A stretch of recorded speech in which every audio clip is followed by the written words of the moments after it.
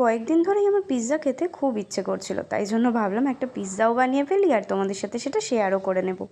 জানো তো, এর আগে যখন পিৎজার অর্ডার নিতাম তখন মাঝে মধ্যেই পিৎজা খাওয়া হতো, কারণ যেহেতু অর্ডার থাকতো, অর্ডারের সাথে সাথেও কিন্তু বাড়িতে পিৎজা বানিয়ে সবাইকে দিতাম আর আমরা নিজেরাও খেতাম। আর ভীষণ টেস্টি পিৎজা হতো, বিশ্বাস করো। তখন কিন্তু আমি পিৎজার যে ব্রেডটা আছে সেই ব্রেডটাও কিন্তু আমি নিজেই তৈরি করতাম। এখানে যেহেতু আমার সময় ছিল না, তাই জন্য আমি জাস্ট পিৎজা ব্রেডটা কিনে এনেছিলাম আর এছাড়া বাড়িতে সব করে নিয়েছিলাম, চিকেনটাও প্রিপেয়ার করে নিয়েছিলাম বাড়িতেই।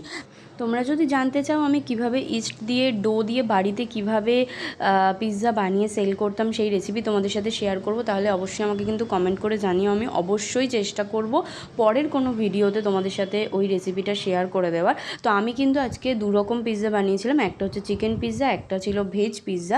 তো আগে আমরা চিকেন পিৎজাটা বানিয়েছিলাম। বাড়িতে কিন্তু আমার কোনো সবজিই ছিল না, তাই জন্য শুধুমাত্র পেঁয়াজ আর চিকেন দিয়েই আমি চিকেন পিৎজাটা বানিয়ে বসিয়ে দিয়েছিলাম আমি যেটায় বেক করি সেই ওভেনের মধ্যে। দেখো চিকেন পিৎজাটা কত সুন্দর হয়েছে, চিজটা না দারুণ মেল্ট হয়েছিল, খেতে জাস্ট ওয়াও হয়েছিল।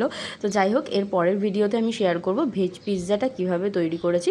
তো প্লিজ যদি তোমাদের ভিডিওটা ভালো লাগে তাহলে অবশ্যই আমার চ্যানেলটাকে সাবস্ক্রাইব করে দিও, আর ফেসবুকে যারা দেখছো তাকে অবশ্যই আমাকে ফলো করে দিও, আর আমাকে ভিডিওর কমেন্টে অবশ্যই জানিও যে তোমরা পরের ভিডিও কী দেখবে।